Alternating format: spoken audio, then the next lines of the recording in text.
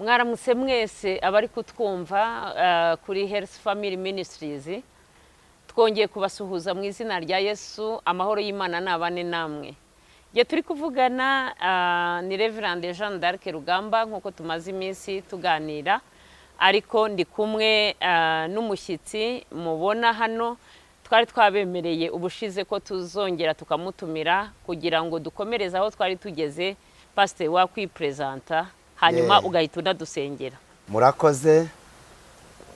Nitwa Pastor Yakaremye Jean Claude, mvuka hariya Rubavu, nkorera mu itorero rya ADPR. Ndagira ngo abatwumva mwese dufatanye kuri iri sengesho dusenge. Data wa twese uri mu ijuru, turagushimiye cyane kuko waturemye, kandi turagushimiye cyane kuko waduhaye umwana wawe ukunda, umwami wacu Yesu Kristo, akatuvana mu bubata bubi ibyo twarimo, akatuvana mu mwijima twagenderagamo, akadushyira mu mucyo. Turagushimiye rero ko witanze ukatubambirwa kugira ngo amaraso yawe mwami wacu Yesu Kristo atwezeho ibicumuro byose kuri twe. Urakoze rero mutanga bugingo, komeza ubane natwe muri iki kiganiro, ubidufashemo, tubisabye mu izina ryawe ryera. Amen. Urakoze Pastor kudusengera. Ndagira ngo mbere yuko dutangira kino kiganiro ngo tukinjiremo neza, kubera ibyo tugiye kuganira, ndagira ngo dusome ijambo ry'Imana ritoya riri muri Zaburi ya 93 guhera ku murongo wa mbere kugeza ku wa 4. Hanyuma muraza kumva imbaraga z'Imana n'imbaraga z'abapfumu.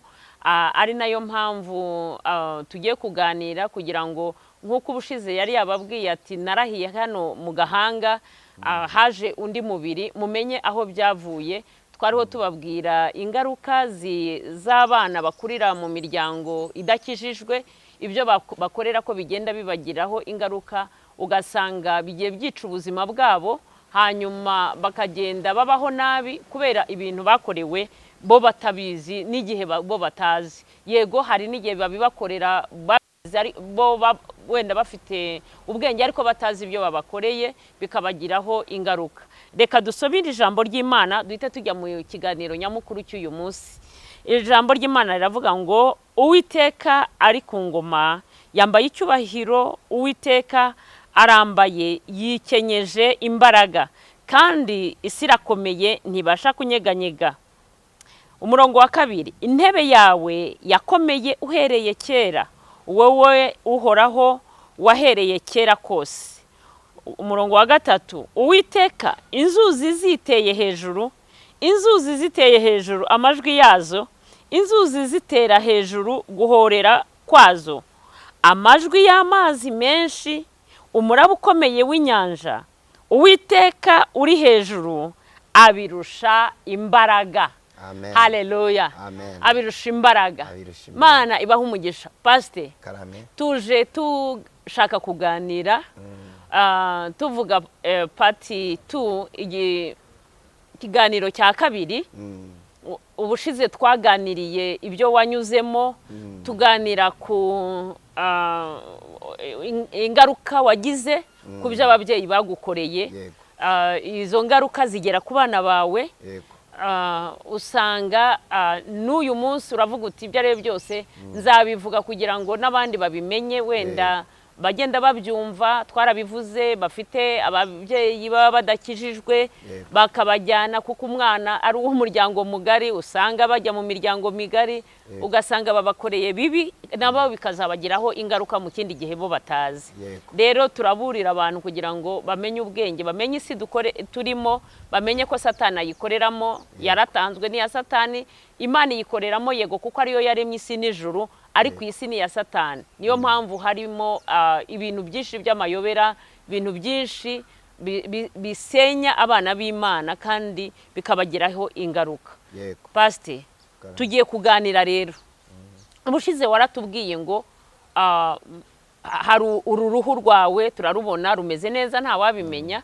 Watubwiye ko hari muri bya bindi babakoreraga bibi, hari aho wagiye nawe umaze kuba umukozi w'Imana ujya kuvuga ubutumwa ubabwira ibyo wanyuzemo, uhasanga n'ubundi abakoreshwa na satani hanyuma bagira ibyo bakora ku mubiri wawe ariko hamagara Imana nayo yigaragaza nk'Imana nk'uko yigaragaje igihe cya Eliya nawe irakwigaragariza. Pase wadukomerezaho ukatubwira byagenze gute? Murakoze. Dushimye Imana uduhaye n'ijambo ryiza ritubwira ngo iri hejuru ya byose ibirusha imbaraga. Nibyo rero koko umwaka ntibuka, ariko icyo nibuka nuko hari mugenzi wanjye w'umupasiteri wahariya mu Ijende wigeze kuntumira ati ndashaka ko hari ahantu nzakujyana tukajya kuvugayo ubutumwa. Ntabwo nari nzi ahariho hanjyana hariho, ariko kuko numvaga nshaka kuvuga ubutumwa twaragiye turajyana. Twageze rero ahantu aho bita muri Butaro. Nagendaga ndeba mu misozi nkabonayo abantu benshi bari gusohoka mu nzu z'ibyatsi bambaye nka uniforme, ingutiya za rumbiya, ariko nareba ku maboko nkabona hariho ibitare, ku maguru hari ibitare, bambaye n'ingofero. Ngabaza uwo mupasiteri se bari abantu ko basa n'abambaye bimwe nukubera iki? Arambwira ngo nabagirwa ngo nabantu baba bafite uruhimbi barabaterekera. Nuko nibuka rero binyibutsa uruhimbi rwabaga iwacu. Sinabitinzeho rero, twarakomeje tuza kugera ku kibuga cyo bita ku Rusumo. Noneho abantu batangira kuza badusanga ku kibuga. Nibwo hari kwa gatandatu isoko riraremura, nabo baraza baje kureba ibigiye kubera aho ngaho. Najyaga numva amajwi rero muri abo bantu barimo kuvuga ngo uno mugabo ngo arahura na Nyirubutaro ngo aramwereka. Nyirubutaro? Ngo Nyirubutaro. Sinari nzi rero uwo Nyirubutaro uwari we, ariko naje kumenya Nyirubutaro nyuma icyo byavugaga. Yari mbese nk'umwami w'ibyo byose by'abazimu baterekera za Nyabingi. Nuko nibwo rero igihe cyageze uwo mugabo ariyizira. Yiziye rero yaje, uko namubonye yaje afite agakoni gatatse udusaro, twa dusaro dutoya, ariko ku mutwe wako gakoni kari agakoni kagufi. Ku mutwe wako hari ubwoya bwo ku murizo babwita ubusenzi. Yaragije rero, noneho numva abantu bariyamiriye cyane, nanjye nari ndimo ndamburiye imigozi ndi kwestara ibyuma. Noneho nunamuka nshaka kureba ikibayaho, nsanga yampagaze imbere. Afata kagakoni agakungumurira imbere yanjye mu maso yanjye, avuga ngo urambona. Numva umuriro uvuye muri ako gakoni untwitse agahanga numva karababutse. Numva uruhu rutangiye gusatagurika, ku buryo numvaga ububabare. Noneho nibwo imugihe nibazaga ibyo ari byo, nagiye kumva numva ibimenyetso by'imbaraga z'umwuka wera binzamutsemo. Numva nanjye ndahindutse. Noneho numva nanjye nshize amanga. Nanjye ndamubwira nti nanjye urambona mu izina rya Yesu. Mbona iryo zina rya Yesu nawe riramutitije. Rimutitije rero nibwo naje gusobanukirwa ko aho hantu turi mu rugamba rw'imyuka mibi.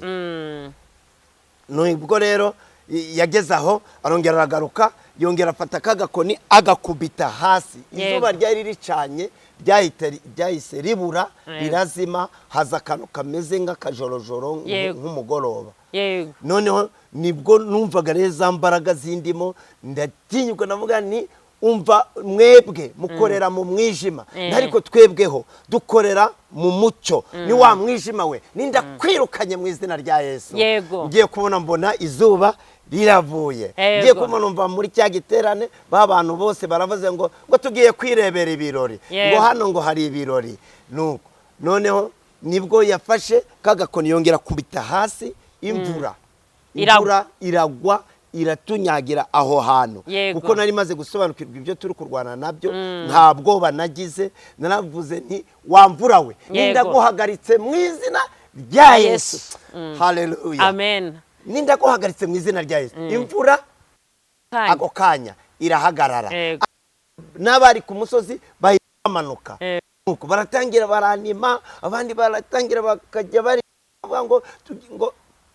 ngo yari yarigenje bavuga amagambo menshi ngo noneho ngo agiye yaboneka noneho nubwo numvise ngo abandi barimo kuvuga ngo ntabwo ari wa muzungu waraye uri guhingisha ngo uri waje ngo gufungura itorero aho ngaho yahingishije umuzungu ngo wari uje gufunguza itorero idini muri ako gace noneho ngo we yibonye mu murima ahinga ngo ahinga numvaga babivuga ibyo sinabikurikiranaga cyane ariko narabyumvaga noneho numva ngewe ndi mu mbaraga ubwo rero yageze aho azana ikibiriti numva baravuze ngo ngo arashaka kudutwika ngo nkuko yatwitse wa mugabo watwaye wa mukobwa bari baratanze muri Nyabingi ngo noneho ngo uwo muhungu aramutwara ngo yatwitse inzu ye ngo inzu ye yose irashya n'uwo muhungu arashya ngo ari ku mukobwa ngo asigara mu muriro aho ngaho ari muzima uwo muhungu inzu yirashya inzu yarahiye uwo muhungu arashya yarongoye umukobwa atazi ko bamutanze muri Nyabingi ibyo bivuga ko ibyo rero byose ibyo bitugiraho bigira ingaruka no kuri societe urumva umuhungu ntabwo yarazi ko bamutanze asaba nkuko abandi bose basaba ariko kuko bari bamutanze muri za Nyabingi ziramutwikira baravuga ngo aje kudutwika nkuko yatwitse wa muhungu wajyanye wa mukobwa batanze muri Nyabingi inzu yose igashya n'uwo muhungu agashya ngo ari ku mukobwa agasigara ibyo sinabyitayeho kuko nani bimaze kumenya urugamba ndimo rwana ubwo rero nahise numva ijwi mu gutwi kwanjye rivuga ngo ibuka Eliya naha ngo Imana yatsinze ni yandi nanjye nahise nsubiza ngo ni ya Eliya ngo hagarara mu mwanya we haleluya numva hari ibimenyetso bikomeza kunshigikira nuko numva ndahagaze nuko shiramanga ndababwira ni mwese ni mumwitegereze ni nacana umwambi mukabona umwambi uratse mumenye ko iyo Mana ndi kubabwira ari Imana itafite imbaraga haleluya itafite imbaraga nuko noneho nibwo yafashe ikibiriti Imana rero ikunda icyubahiro cyayo ntabwo yagomba rero kudukoza isoni yagomba kwihesha icyubahiro aho ngaho kandi nitanga n'ubwenge cyane yafashe ikibiriti aragicurika noneho agafata ahari ubumara akarashisha ahatari ubumara noneho akubita ararasa acanye biranga umuriro ntiwaka kuko nyine umwambi birumvikana yari yawucuritse bategereza ko umuriro waka birabura afata abigenza Imana yacuritse ubwenge bwe cyane Imana iri hejuru ya byose ngo kumaze kubitubwira ibirusha ubushobozi ibirusha imbaraga kandi yaravuze ngo icyubahiro cyayo ngo nta wundi izagiha ntabwo yagomba rero kubashyigikira ngo Satani ngo yivuge hejuru oya yarigaragaje nuko noneho akubiseho umwambi wa gatatu imyambi yahise irasandara mu byatsi nta kindi yagomba gukora yarirutse nabo bita abambari be bamushyigikiye barirukanganye noneho tugerageza kumwiruka ngo nimuramufa baragenda noneho turagaruka tubwira abaraho ni bande bashaka kwakira Yesu Kristo nk'umukiza wa uberetse ibi byose ko afite imbaraga ko afite ubushobozi bageze ngo kuri 60 nibo baje barapfukama barimo babagirwa bari bambaye n'utugofero twaravugaga izina rya Yesu bagatitira basa n'abagusika nuko turasenga mbese Imana yigaragaje muri Butaro hari abantu benshi hari n'umudiregiteri w'amashuri twigeze guhurira hano i Kigali haruguru ya Karuruma perura niwambwira ati nari impari ati burya hari ibyo mutigeze mubona ati gihe wavugaga izina rya Yesu hari benshi bajyaga bagwa tukajya guterura tukajyana iyo hirya ibyo ngere sinari mbizi nuko ubwo rero hari imbaraga z'Imana zikubita imbaraga za Satani nuko Imana yihesheje icyubahiro muvuga ubutumwa bwiza abantu barakiza ubu ngubu aho hantu twavugiraga ubutumwa bahubatse isengero ubu hamaze kugera isengero nyinshi batsinzwe abadayimoni barahunze naho bisigaye bishira kuba bisigaye ari ariko nabyo bizashira mu izina ya Yesu. Urakoze cyane Pastor. Tukiraho muri iki kiganiro wabwira iki abantu bari kutwumva ibijyanye n'izi mbaraga z'umwijima? Imbaraga za Satani zirahari koko? Imbaraga z'umwijima, imbaraga z'abadayimoni zirahari kuko ngewe ibyo bintu byambayeho izo mbaraga zirahari na madamu wanjye yajyaga yumva amajwi bigamubwira ngo kukirukundiriza umwana zirahari ariko icyo twabwira abantu nibakire Yesu Kristo nk'umukiza wabo hejuru y'imbaraga hari izindi mbaraga z'Imana hari imbaraga zikomeye cyane Pastor. Ibyo rero byose umaze igihe kinini muri uyu murimo aho utuye nk'uko wabivuze aho wavukiye hari ibyo bintu byo gukorera Satani gukoresha imyuka mibi izo za nyabingi nta bantu mwagiye mubona bapfuye bishwe kubera kutamenya Imana ngo babivemo cyangwa bajye gusengeshereza abo baba bameze nabi benda gupfa ntabo mwabonye bicwa na bene izo mbaraga z'umwijima? Barahari. Hari umwana wo kwa data wacu yaragiye nyirakuru ndamuzi yarapfuye noneho uwo mwana mukuru aragenda ajya aho ngaho muri Butaro azanayo nyabingi twari abana ariko baza ubwenge twirukanga turukumva ngo yagiye ngo kanaka ngo yazanye ngo za nyabingi none tugira amatsiko yo kujya kumva izo za nyabingi uko zivuga noneho yafashe inanga aracuranga tugiye kumva twumva hejuru mu gisenge hejuru ijwi rya wa mukecuru twari tuzi turaryumva neza ariko tutamureba tukumva iryo jwi ubwo rero icyo kintu yikururiye cyaramwishe cyica n'umugore we cyica n'abana be ubu umuryango we ndakeka hasigaye abana bakeya ariko cyarabamaze cyatakana na se cyatakana na nyina cyataka n'umugore wa murumuna we urwo rugo famiye yose ihura n'ibyo bibazo ubwo rero turabwira abantu rwose biriya bintu nibabivemo bakira umwami Yesu Kristo kuko birangiza umuryango bikagera no bikagira n'ingaruka ku bana murumva nk'uko yari ari kubivuga hari abantu benshi bagenda bapfa bazira ubwo butamenya bazira izo mbaraga z'umwijima babajyanamo.